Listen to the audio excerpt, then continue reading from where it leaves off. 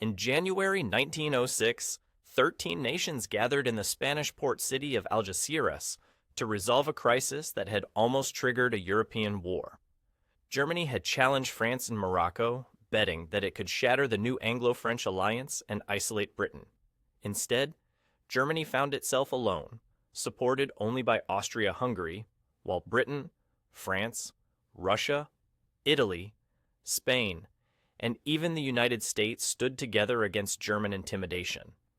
When the conference ended in April, Germany had lost more than Morocco. It had exposed the weakness of its diplomacy, solidified the alliances that would eventually destroy it, and triggered a naval arms race that would drain its treasury and push Europe closer to the abyss.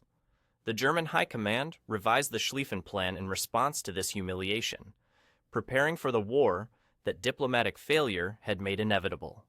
1906 was the year empires discovered that intimidation without allies was simply isolation. Every threat Germany made hardened the opposing coalition. Every defensive move created offensive vulnerabilities. By December, the world had split into two armed camps, each building dreadnoughts, strengthening alliances, and preparing for the catastrophe that would begin 8 years later in Sarajevo. The crisis had begun in 1905 when Kaiser Wilhelm II dramatically visited Tangier to challenge French control of Morocco. Germany demanded an international conference, threatening war if France refused. The gamble seemed logical. Force France to back down, prove that the Anglo-French Entente was worthless, isolate Britain, and establish Germany as the arbiter of European affairs. It failed catastrophically. When delegates gathered in Algeciras on January 16, 1906, Germany expected to dominate. Instead, it found itself abandoned. Only Austria-Hungary supported German positions. Britain, France, Russia, Italy, Spain, and even the United States lined up against Germany. Theodore Roosevelt, whom Germany had counted on to support Moroccan independence, quietly backed France while mediating to prevent war. The conference revealed something more dangerous than German diplomatic failure. It exposed German isolation as a structural condition, not a temporary setback. Count von Bülow, the German chancellor, realized by February that Germany had lost. On March 27th, he accepted an Austrian compromise that gave France and Spain control of Moroccan policing, supervised by a Swiss inspector reporting to the Sultan. When the conference ended on April 7th, the Act of Algeciras formally reaffirmed Moroccan independence, but everyone understood what had actually happened. France and Spain would control Morocco's ports, banks, and police. Germany had gained nothing and lost everything that mattered. It lost prestige, diplomatic credibility, and the illusion that it could intimidate France without facing a European coalition. The conference's real significance was not in Morocco. It was in the alliance systems it hardened. Britain and France emerged from Algeciras convinced that Germany was aggressive, unreliable, and dangerous. Staff talks between British and French military commanders began immediately after the conference. They planned for joint operations against Germany. The Entente Cordiale, which had been merely diplomatic, now acquired a military dimension. Russia, humiliated by Japan in 1905 and weakened by revolution, realized it needed European allies more than Asian adventures. The Algeciras Conference pushed Russia back toward France and Britain, setting up the Triple Entente that would form in 1907. Germany's attempt to split the Franco-Russian alliance had instead driven Russia deeper into it. Most importantly, the German nationalist press and military leadership drew the lesson that diplomacy was futile and war was necessary. The German High Command revised the Schlieffen Plan accordingly. If Germany could not break Franco-British cooperation through conferences, it would have to smash France militarily before Britain could intervene. Every future crisis would be filtered through this lesson. Negotiation equals weakness, force equals strength. Within weeks of the conference's conclusion, Germany passed its third naval law in May 1906, massively increasing the Dreadnought construction program. Chancellor von Bülow argued that if Germany could not achieve diplomatic victories, it needed overwhelming military power.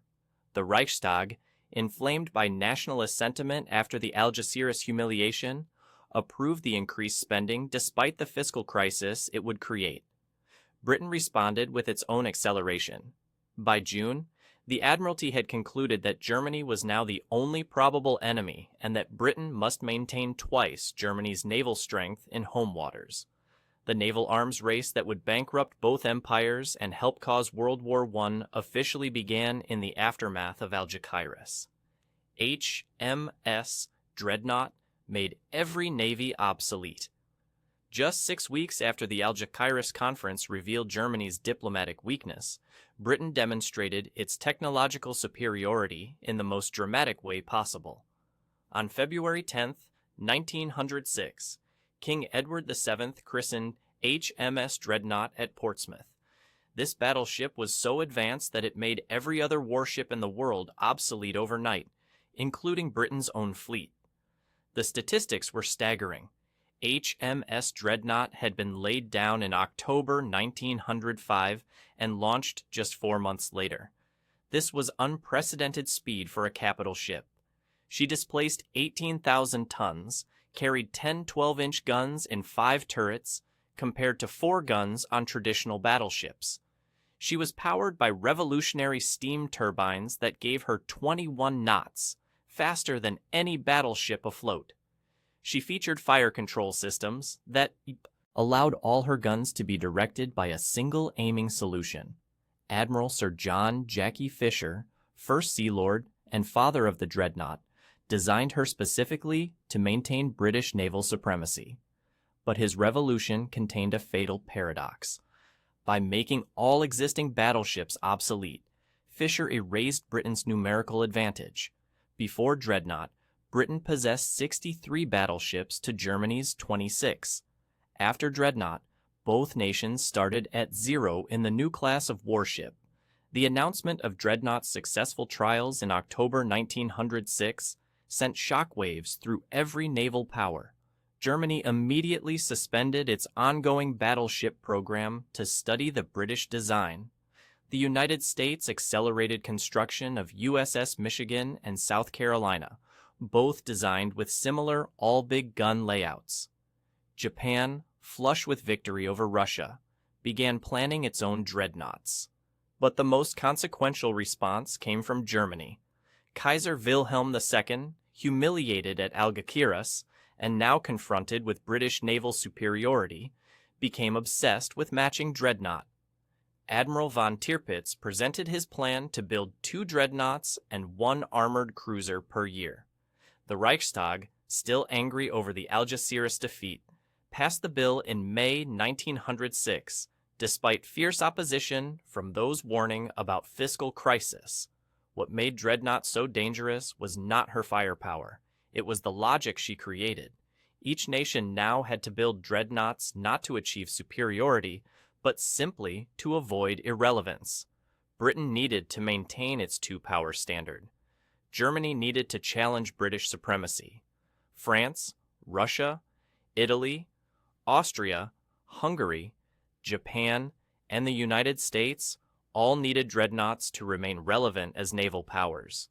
The result was an arms race that none could win, but none could leave. Dreadnoughts were enormously expensive.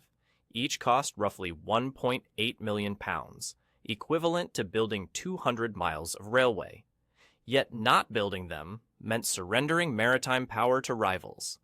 By 1914, Britain would have 22 dreadnoughts, Germany 14, and every other major power racing to catch up. More ominously, the dreadnought race created fiscal pressures that made war seem like the only solution.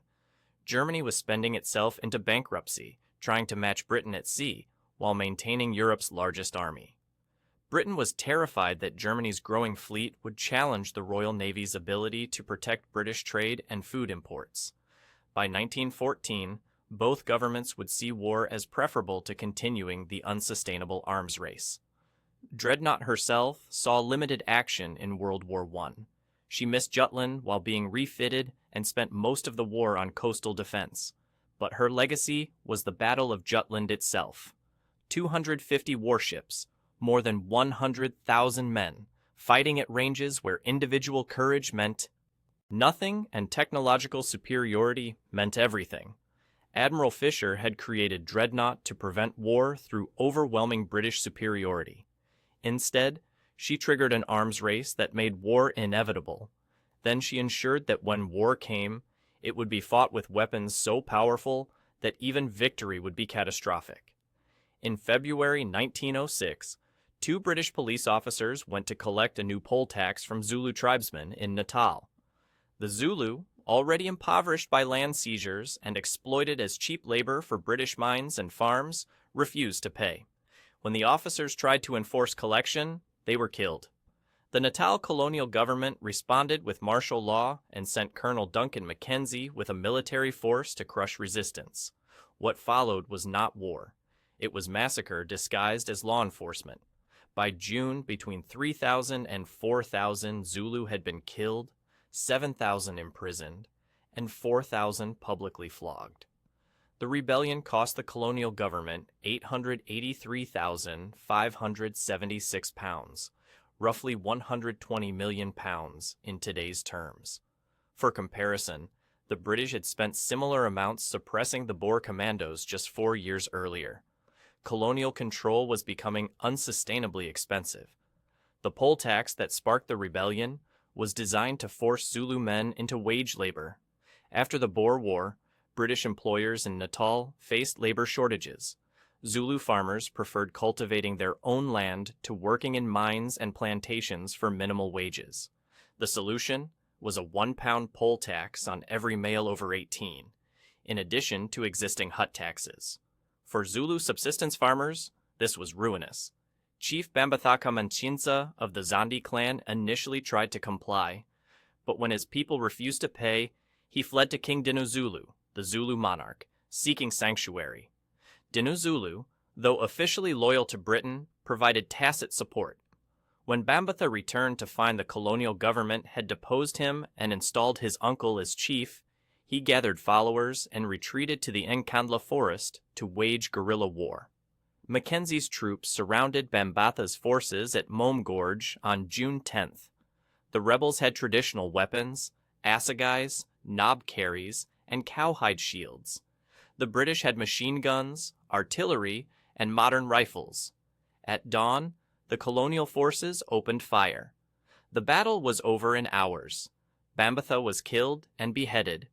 His head was displayed as proof of death, though many Zulu refused to believe it was him. The military operation succeeded. The rebellion was crushed, but the cost revealed a deeper problem. Britain was now spending enormous sums to suppress resistance in colonies that generated minimal profit. The Bambatha Rebellion was the last major armed resistance to white rule in South Africa before the Union of South Africa was formed in 1910, but it demonstrated that colonial control required continuous, expensive violence. The rebellion had one lasting consequence. It convinced white colonists across southern Africa that only a unified white government could maintain control over the black African majority. The suppression increased support for uniting the various British colonies and Boer republics into a single state. In 1910, the Union of South Africa was formed, with power concentrated in white hands and the black majority systematically excluded from political participation. The Bambatha Rebellion had not challenged white supremacy. It had convinced whites that formal structures of racial domination were necessary. The Union would evolve into apartheid, which would endure until 1994. Mohandas Gandhi, then practicing law in South Africa, volunteered to lead an Indian stretcher-bearer corps during the rebellion. He believed that if Indians demonstrated loyalty to the British Empire, they would earn full citizenship rights. Instead, he witnessed the brutality of colonial power and the impossibility of reform within the imperial system.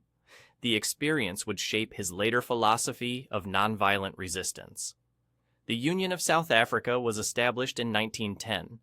This led to Afrikaner nationalism and the apartheid system. The African National Congress was formed in 1912. Gandhi returned to India in 1915.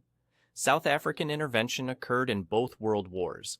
While European powers were playing alliance games in Morocco, a more profound revolution was unfolding in Persia. On December 30, 1906, the dying Shah Mozaffar al-Din signed Persia's first constitution, creating Asia's oldest parliament and establishing that monarchical power would now be contingent on the will of the people.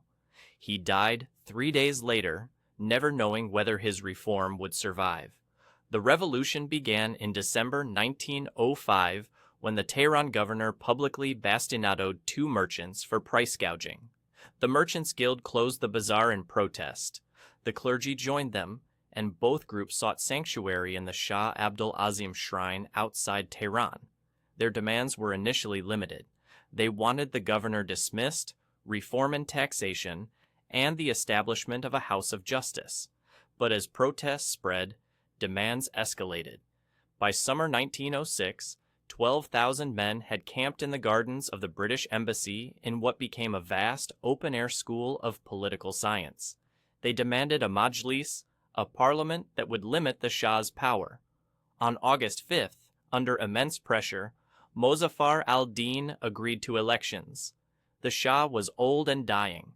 Constitutionalists rushed to draft a fundamental law before he expired, knowing his son Muhammad Ali was hostile to reform.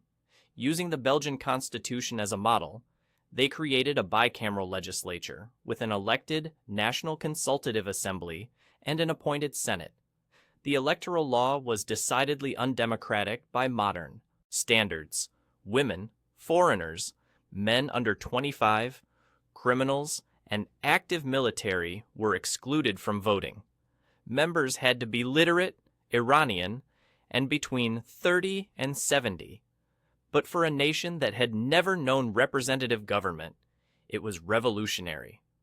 The first Majlis met in October 1906. Elections favored Tehran, which elected 60 of 156 deputies, despite having only 3% of Persia's population and the merchant class. But the chamber represented genuine political diversity. Liberals, conservatives, clerics, and secular reformers all participated. On December 30, the Shah signed the fundamental law. On January 3, 1907, he died. His son Muhammad Ali became Shah and immediately began plotting to destroy the constitution he had just sworn to uphold. Muhammad Ali Shah despised constitutionalism. In 1908, he launched a coup, bombarding the Majlis building with artillery and suspending the constitution in what became known as the Minor Tyranny. Russian troops helped suppress resistance. Some clergy who had supported the constitutional movement now sided with the Shah, believing secular law threatened Islamic authority. But the constitutionalists fought back. In 1909, forces led by Sadr Khan marched on Tehran, deposed Muhammad Ali, and restored constitutional government. The struggle continued until 1911, when Russia sent 12,000 troops to expel the Majlis and effectively end democratic rule. The Persian constitutional revolution failed to establish stable democracy. Foreign interference, especially the 1907 Anglo-Russian Convention that divided Persia into British and Russian spheres of influence, undermined the constitutional government's authority. Internal divisions between modernizers and traditionalists prevented coherent governance. Yet the revolution left profound legacies.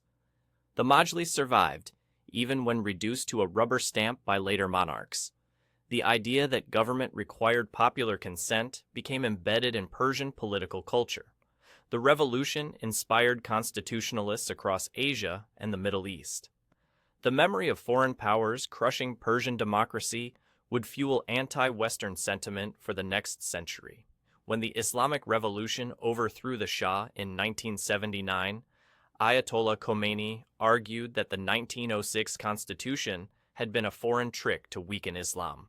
But the revolutionary government still created an elected Majlis, acknowledging that not even clerical rule could govern without some form of popular representation. On September 29, 1906. Secretary of War William Howard Taft stood in Havana and proclaimed himself provisional governor of Cuba. This was not conquest. Cuba had been independent since 1902. But when President Tomas Estrada Palma's government collapsed, after rigged elections sparked a liberal uprising, the United States. States invoked the Platt Amendment's right to intervene for the preservation of Cuban independence and the maintenance of a government adequate for the protection of life, property, and individual liberty. President Theodore Roosevelt had been furious at having to intervene. In an internal memorandum dated September 13th, he wrote that he was so angry with that infernal little Cuban republic that he would like to wipe it off the face of the earth. All we have wanted from them was that they would behave themselves and be prosperous and happy so that we would not have to interfere. But American economic interests demanded order. Sugar plantations owned by United States corporations were threatened by the uprising. When Estrada Palma asked for troops, Roosevelt reluctantly sent William Howard Taft and Assistant Secretary of State Robert Bacon to mediate. When mediation failed and Estrada Palma resigned rather than compromise, the United States had no choice but to occupy. The occupation was remarkably bloodless.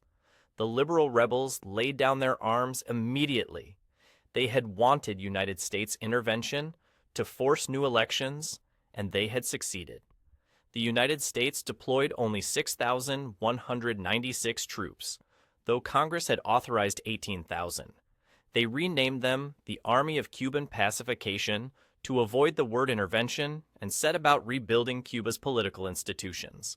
Charles Edward Magoon, appointed provisional governor in October, supervised elections in 1908. Liberal candidate José Miguel Gómez won fairly and took office in January 1909. United States troops withdrew by February. The entire occupation lasted 28 months, cost minimal American lives, and achieved its stated objectives. But the occupation revealed the Platt Amendment's true purpose. Cuba was independent only as long as it governed to United States satisfaction. The amendment, forced into the Cuban Constitution in 1901, gave the United States the right to intervene whenever it judged Cuban government inadequate. Cuba could not sign treaties that might limit its independence, could not contract public debt beyond its ability to pay, and had to sell or lease land to the United States for naval stations, leading to permanent United States control of Guantanamo Bay.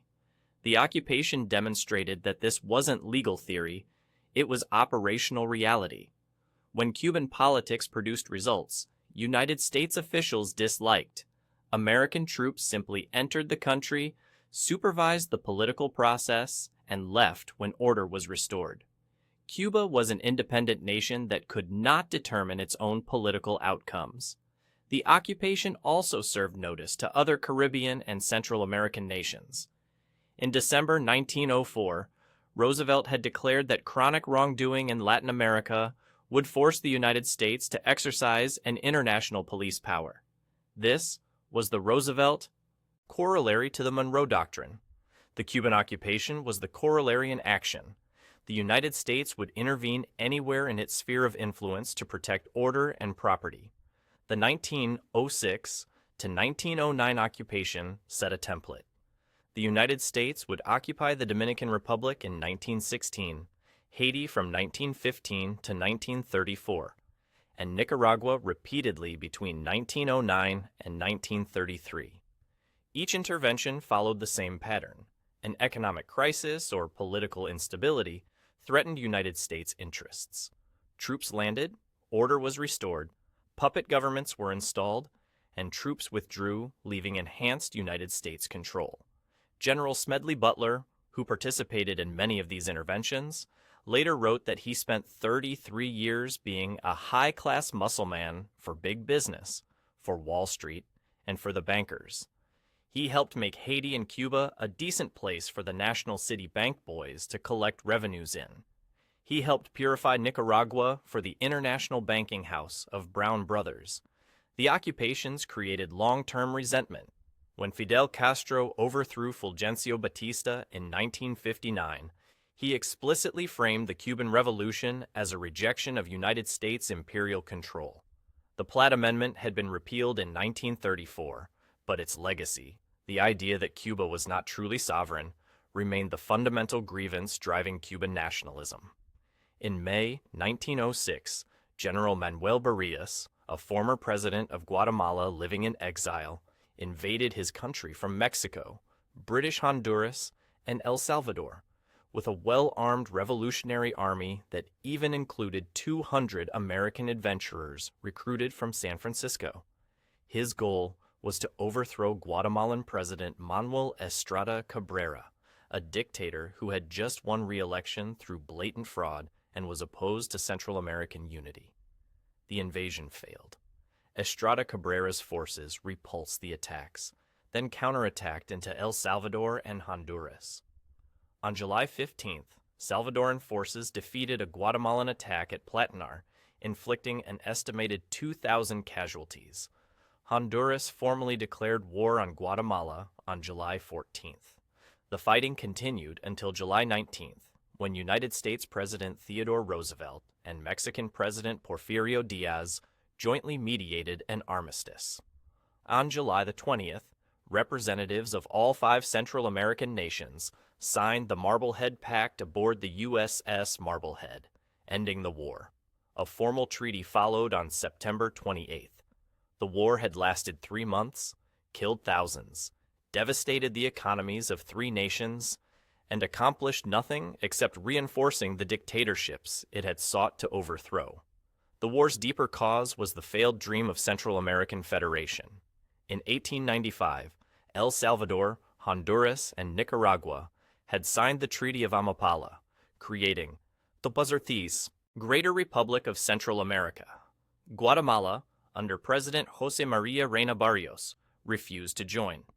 The union collapsed in 1898 when Tomás Regalado overthrew the Salvadoran government. In 1902, the 3 nations tried again, with Mexican support. Guatemala again refused. Estrada Cabrera was more interested in cultivating ties with the United States than joining a regional federation.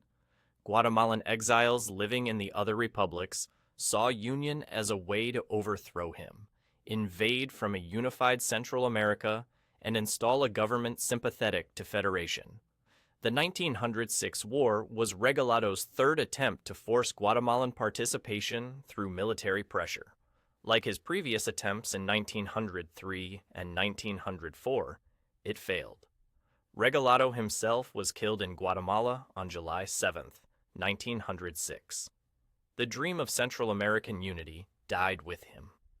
Guatemalans mockingly called these conflicts the Totopost Wars because they mainly served to mobilize ground corn, totopost, to feed troops that rarely fought.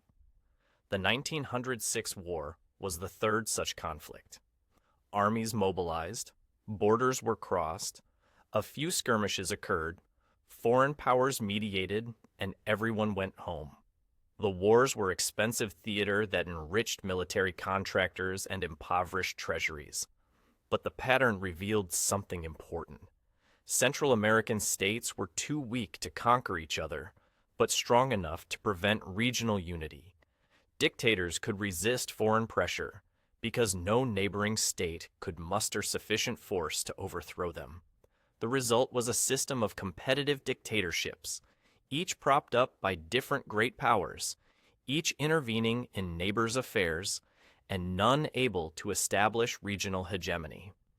Theodore Roosevelt's mediation established United States supremacy in Central America more effectively than any military occupation could have. When Roosevelt and Diaz jointly called for a ceasefire, all 5 republics immediately complied. The message was clear. Central American conflicts would end when the United States said they would end. The Marblehead Pact included provisions for arbitration of future disputes by the United States and Mexico. This formalized United States supervision of Central American affairs. When another war erupted in 1907, the United States again intervened diplomatically. They convened a conference in Washington that established the Central American Court of Justice. Central American nations were independent in name but supervised in practice. The pattern would repeat for the next 30 years. Local conflicts would erupt, United States Marines would land, or economic pressure would be applied. Order would be restored on United States terms, and American control would deepen. The 1906 war was a preview of the Banana Wars. This was a series of United States military interventions that would dominate Central American politics until the good neighbor policy of the 1930s. In March 1906, Austria-Hungary closed its borders to Serbian pork exports. They cited a fictitious disease among Serbian pigs that could allegedly infect Austrian livestock. This was a lie. The real reason was that Serbia had dared to pursue economic independence. They signed a customs union with Bulgaria in 1905, imported French munitions instead of Austrian arms in 1904, and generally tried to escape the Habsburg economic stranglehold that had turned Serbia into a de facto colony. Austria-Hungary took 80 to 90% of Serbian exports and supplied 50 to 60% of Serbian imports. Habsburg policymakers believed that economic dependence translated into political control. When Serbia tried to diversify its trade partners, the Hungarian government decided to teach it a lesson through economic sanctions. The lesson failed spectacularly. Serbia refused to capitulate. Prime Minister Nikola Pasic framed the crisis in nationalist terms. He called for the Balkans to the Balkan peoples. France, eager to expand influence in the Balkans at Austrian expense, provided credits for Serbian packing plants. They invested in infrastructure to export Serbian pork through Mediterranean ports rather than through Habsburg territory. Germany, Austria, Hungary's own ally, saw economic opportunity. They began selling machinery and goods to Serbia that had previously come from Austrian factories. German manufacturers happily filled the gap that Austrian sanctions had created. By 1908, Serbian foreign trade had actually increased by 10 million dinars despite the blockade. The Pig War accomplished the opposite of its intention. Instead of forcing Serbian submission, it pushed Serbia toward Germany and France. Instead of demonstrating Habsburg power, it revealed Habsburg weakness. Austria-Hungary could no longer control its Balkan satellites through economic pressure. Instead of stabilizing the region, it intensified Serbian nationalism and Russian support for Balkan independence. Russia backed Serbia throughout the crisis. This was partly about pan-Slavism, with Russia as protector of Slavic Orthodox nations against Germanic Catholic empires. But it was also a strategic calculation. Russia had been humiliated by Japan in 1905 and racked by revolution. Supporting Serbia offered a way to rebuild prestige and maintain influence in the Balkans without confronting stronger powers directly. Austria-Hungary demanded that Russia end support for Serbia. Russia refused. By 1909, the situation had escalated to the brink of war. Germany intervened with an ultimatum demanding that Russia cease Serbian aid. Russia, still militarily weak from the 1905 disasters, backed down. The immediate crisis ended, but the resentments it created would fester until 1914. The Pig War ended, formally in 1909 with a new commercial treaty, but the damage was permanent. Serbia had learned it could resist Austrian pressure with French and Russian backing. Austria-Hungary had learned that economic coercion no longer worked, and that only military force could control the Balkans. Germany had learned that its own economic interests sometimes conflicted with Austrian political objectives. Most importantly, the Pig War demonstrated that the Balkan question could not be resolved through negotiation. Austria-Hungary would not accept independent Balkan states because they threatened Habsburg control of Bosnia-Herzegovina and the South Slav populations within the empire. Serbia would not accept Habsburg domination because it made economic development and political independence impossible. Russia would not abandon Serbia because Balkan influence was essential to Russian great power status.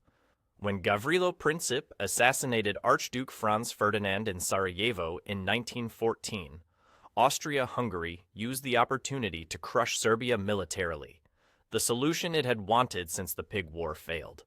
Russia mobilized to defend Serbia, unwilling to back down again as it had in 1909. Germany backed Austria-Hungary, fearing that Habsburg collapse would leave Germany isolated. The alliance system hardened since 1906 clicked into gear, and the great powers stumbled into a war none had intended, but all had prepared for. The Pig War was not about pork. It was about whether small nations could pursue independent foreign policies within a great power sphere of influence. Austria-Hungary's answer was no. Serbia's answer was yes. In 1914, they would resolve the question with artillery. This set up the Bosnian annexation crisis from 1908 to 1909, the Balkan Wars from 1912 to 1913, the assassination at Sarajevo in 1914, Austria-Hungary's ultimatum to Serbia, Russian mobilization, and ultimately, World War I.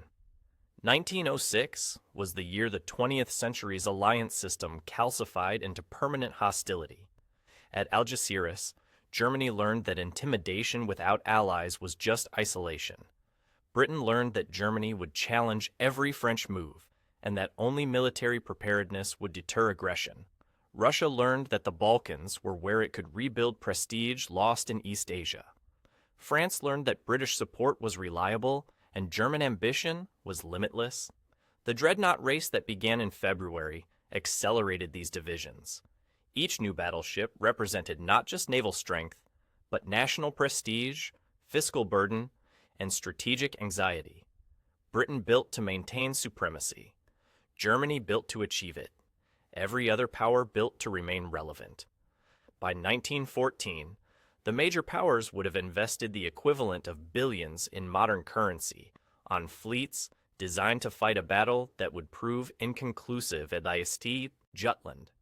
Colonial rebellions in South Africa, political revolutions in Persia, trade wars in the Balkans, and interventions in Cuba and Central America all pointed to the same conclusion. The old imperial order was unraveling, but no new order had emerged to replace it.